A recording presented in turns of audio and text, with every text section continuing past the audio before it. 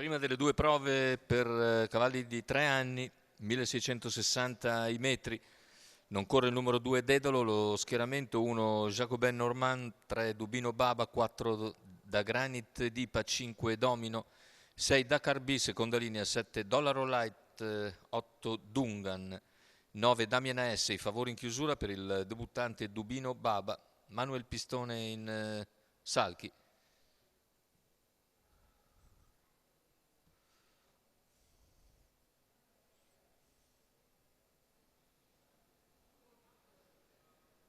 Partenza veloci Dubino Baba e all'esterno Dakar B. Dubino Baba in vantaggio, Dakar B cerca di accodarsi in seconda posizione, ha sbagliato invece da Granit Dipa. Squalificato. Numero 1 Jacobin Normand squalificato. Squalificato anche Jacobin Normand. Numero 3 Dubino Baba squalificato. E anche Dubino Baba che ha sbagliato.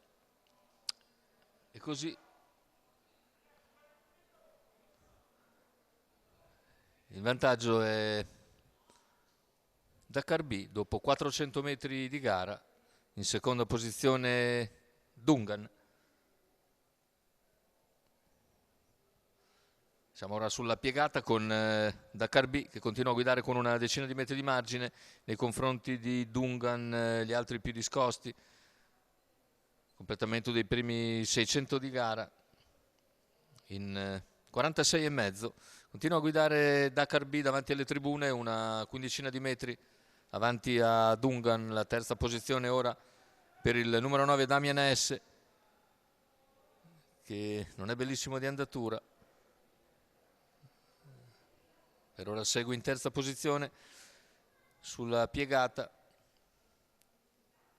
Sposta nuovamente all'esterno per anticipare Dollaro Light. Intanto se n'è andato il chilometro in 1:16,9 con Dakar B che continua a guidare nettamente.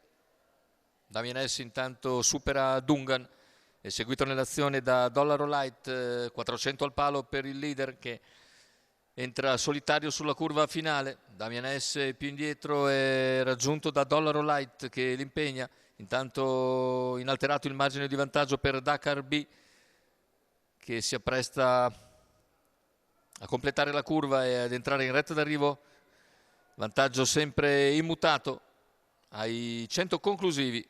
Dakar B accelera ancora per controllare la situazione e vincere nei confronti di Damian S che si è ripreso bene e controlla. Dollaro Light che finisce al terzo posto, 1:17,4 il ragguaglio conclusivo, 31,9 a chiudere. Vittoria però nettissima per Dakar B. Giorgio Cassani in sediolo per il training di Diego Dall'Oglio per conto della scuderia Flip.